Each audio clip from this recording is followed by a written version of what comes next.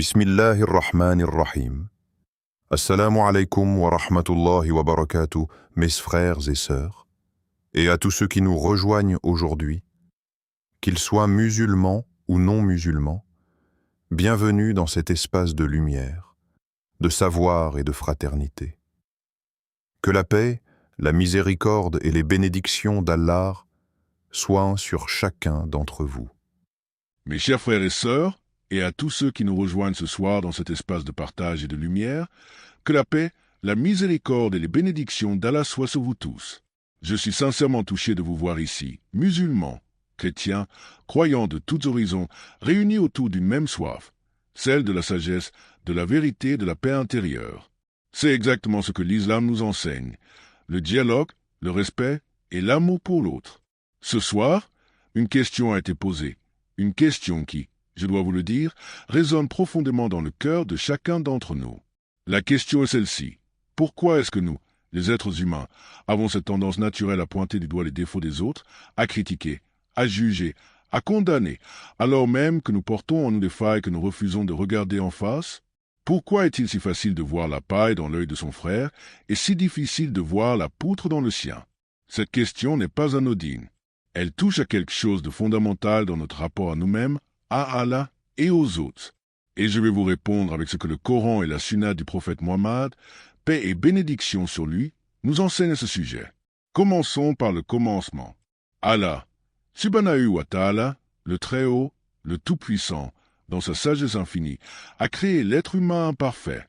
Ce n'est pas un hasard, ce n'est pas un oubli, c'est une volonté divine. Dans le Coran, Allah dit « Et l'homme a été créé faible ». Sourate An-Nisa, verset 28. Cette faiblesse n'est pas une honte, elle est une réalité que nous devons accepter avec humilité. Nous sommes tous imparfaits. Nous faisons tous des erreurs.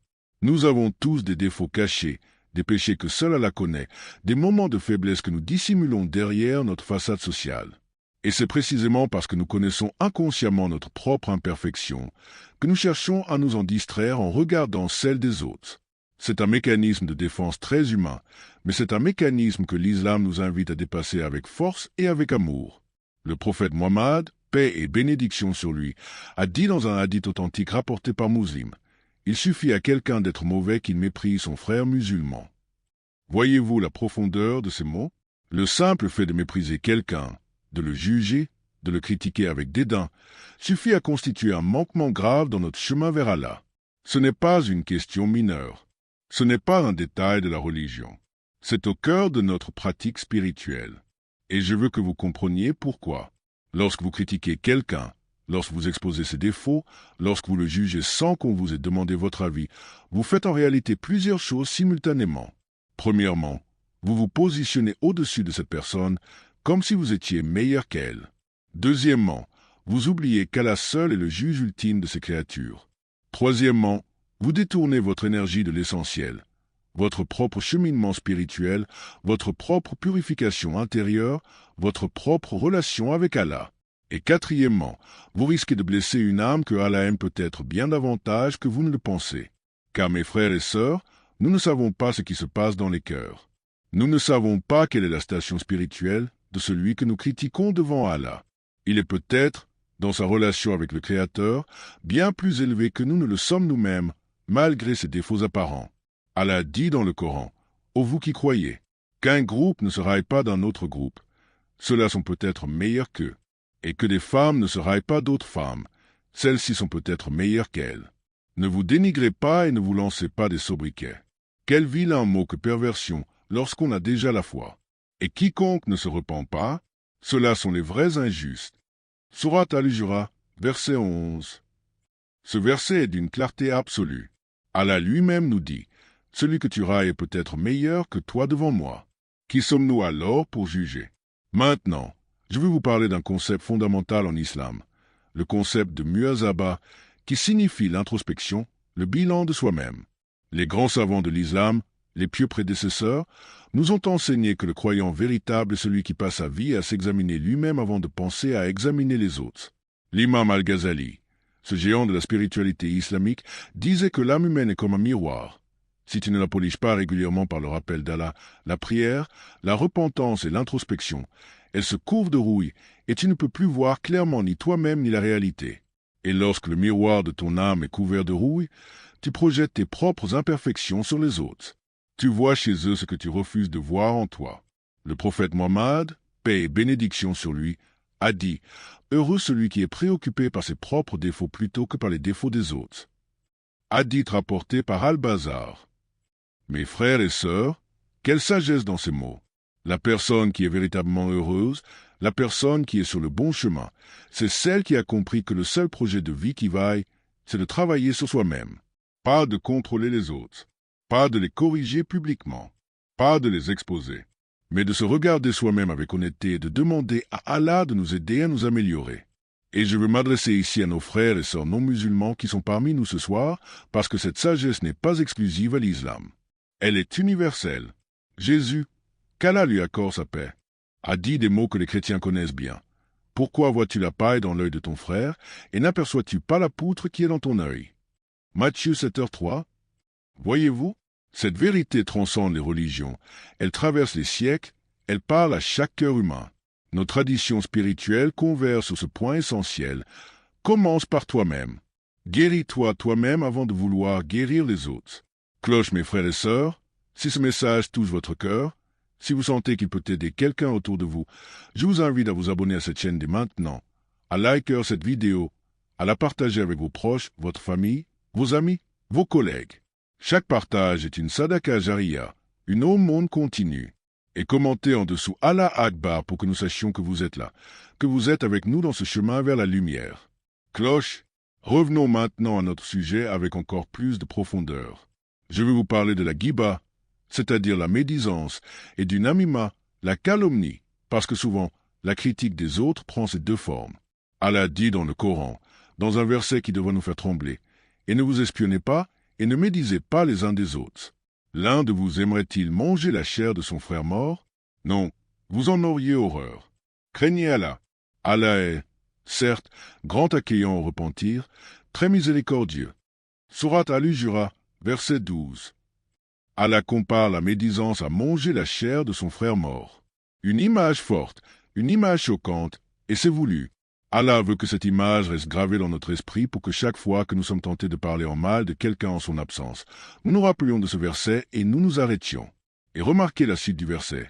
Allah dit « Craignez Allah, car Allah est grand accueillant au repentir. » Il nous donne immédiatement l'antidote. Si tu as médit, si tu as critiqué, si tu as jugé, il n'est pas trop tard. Repens-toi, reviens à Allah. Il est Ar-Rahim, le très miséricordieux. Mais commence maintenant, ce soir, en prenant la décision de changer. Je veux maintenant vous parler de quelque chose de très pratique, parce que je ne veux pas que vous repartiez de ce live avec de belles paroles et rien de plus. Je veux que vous repartiez avec des outils concrets pour votre vie quotidienne. La première chose que vous pouvez faire, c'est d'adopter la règle des 3 filtres avant de parler d'une autre personne. Est-ce que ce que je vais dire est vrai? Est-ce que c'est utile? Est-ce que c'est nécessaire? Si votre réponse n'est pas oui aux 3 questions, gardez le silence. Le prophète Mohammed, paix et bénédiction sur lui, a dit que celui qui croit en Allah et au jour dernier dise quelque chose de bien ou qu'il se taise. Hadith rapporté par Bukhari et Muslim. La parole est une responsabilité énorme. Chaque mot que nous prononçons est enregistré. Allah dit, il ne prononce pas une parole sans avoir auprès de lui un observateur prêt à la noter. Sourate Kahf, verset 18. La deuxième chose pratique, c'est d'apprendre à faire du doigt pour les personnes que vous avez tendance à critiquer. C'est une transformation spirituelle profonde. Au lieu de parler en mal de quelqu'un, priez pour lui. Demandez à Allah de le guider, de le protéger, de le bénir. Vous verrez que lorsque vous commencez à faire du doigt pour quelqu'un, votre cœur change à son égard. La haine, le ressentiment, le jugement se transforment progressivement en compassion et en amour. Et cette transformation, mes frères et sœurs, c'est le signe que votre cœur est en train de guérir. La troisième chose, c'est de tenir un journal d'introspection. Chaque soir, avant de dormir, prenez 5 minutes pour vous poser les questions suivantes. Qu'est-ce que j'ai mal fait aujourd'hui? Comment puis-je m'améliorer demain? Ai-je blessé quelqu'un par mes paroles ou mes actes? Ai-je été juste envers moi-même et envers les autres? Et ensuite, faites votre istighfar, votre demande de pardon à Allah. Astaghfirullah al-Adim. Cette pratique quotidienne transforme littéralement votre caractère avec le temps. C'est ce que les pieux prédécesseurs appelaient la muhasaba en naf, le bilan de l'âme. Je veux maintenant m'arrêter sur un point très important que beaucoup de gens mal comprennent. Il y a une différence fondamentale entre critiquer quelqu'un pour l'humilier et conseiller quelqu'un avec amour pour l'aider. En islam, nous avons le concept de nasiha, le conseil sincère, qui est non seulement permis mais parfois obligatoire.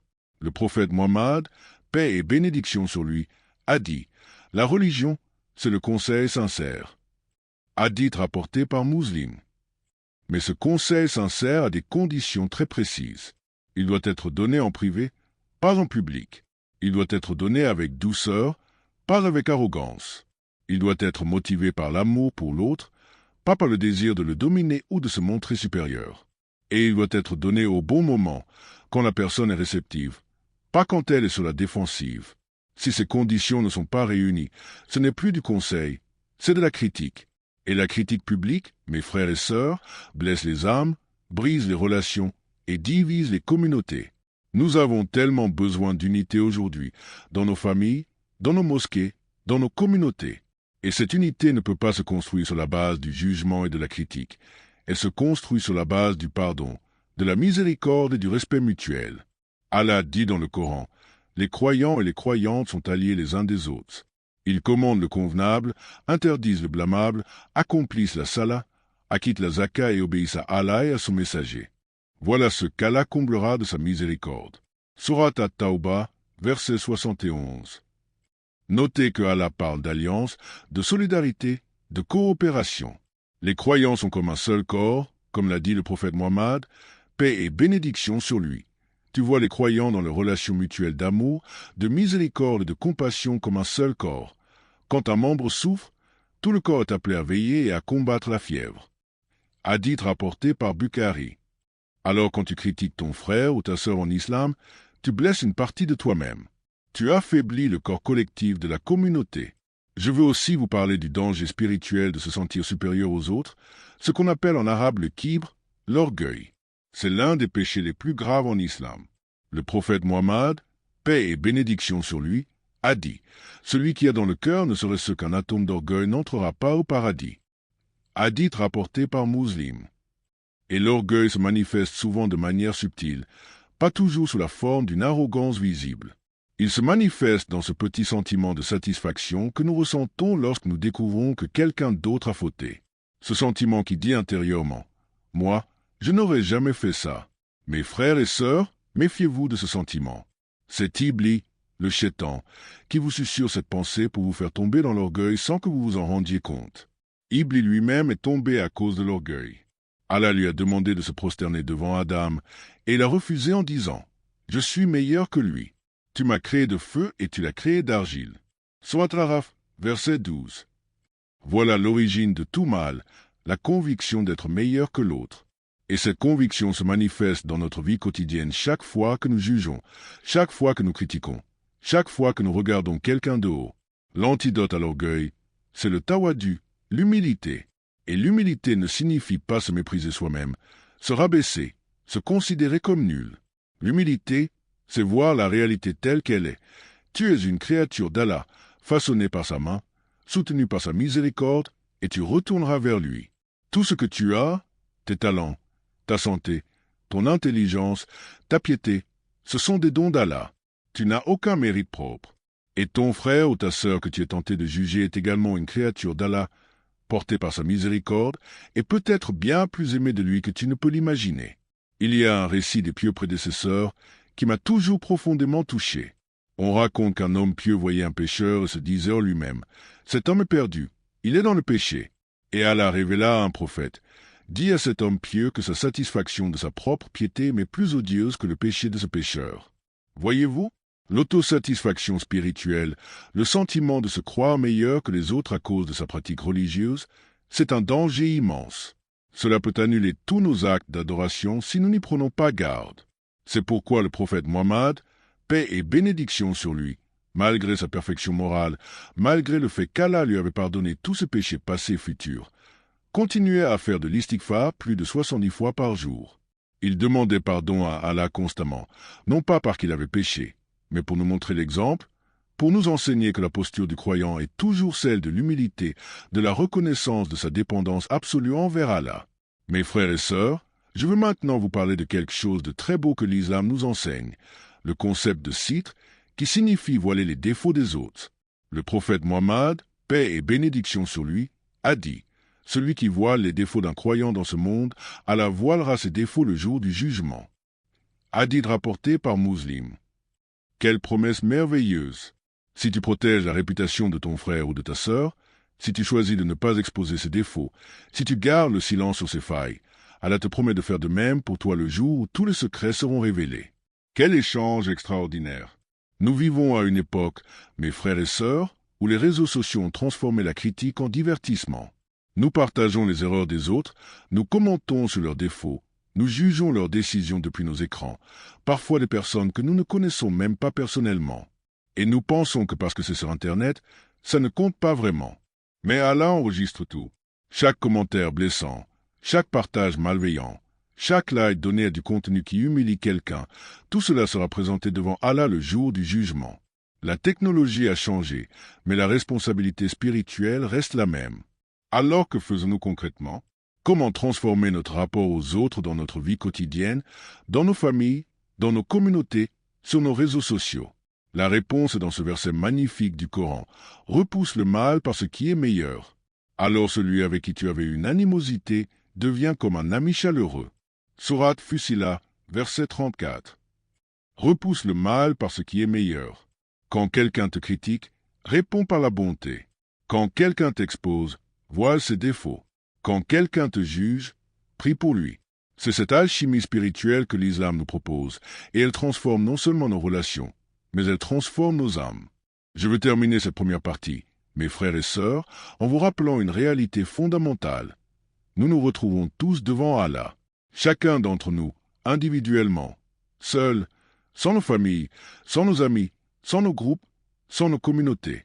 Et ce jour-là, Allah ne nous demandera pas ce que nos frères et sœurs ont fait de mal. Il nous demandera ce que nous avons fait de bien. Il nous demandera comment nous avons traité les autres. Il nous demandera si nous avons été cléments, si nous avons été miséricordieux, si nous avons choisi la douceur plutôt que la dureté, le pardon plutôt que la rancune, l'amour plutôt que le jugement. Alors ce soir, je vous invite à prendre une décision. Une seule décision, mais une décision qui peut changer votre vie et votre akira, votre vie dans l'au-delà. Décidez d'être quelqu'un qui travaille sur lui-même avant de regarder les défauts des autres. Décidez d'être quelqu'un qui dit du bien ou qui se tait. Décidez d'être quelqu'un qui voit les défauts de ses frères et sœurs plutôt que de les exposer. Décidez d'être quelqu'un qui choisit la miséricorde parce que c'est ce qu'Allah a choisi pour lui-même. Il s'est lui-même nommé Ar-Rahman, Ar-Rahim, le tout miséricordieux, le très miséricordieux, et il aime que ses serviteurs soient miséricordieux les uns envers les autres. Que Allah nous guide tous vers ce chemin de sagesse, d'humilité et de miséricorde. Que Allah nous préserve de l'orgueil, de la médisance et du jugement. Que Allah nous donne la force de travailler sur nous-mêmes avec sincérité et persévérance. Que Allah rende nos cœurs purs, nos paroles douces et nos relations empreintes d'amour et de respect. Que Allah nous réunisse tous, musulmans et non musulmans, dans la paix, la compréhension et la fraternité humaine, et qu'il nous accorde, à tous, sa miséricorde infinie le jour où nous nous présenterons devant lui. Amin, Amin, Amin, et Allah c'est mieux que quiconque. Que la paix et les bénédictions d'Allah soient sur vous tous.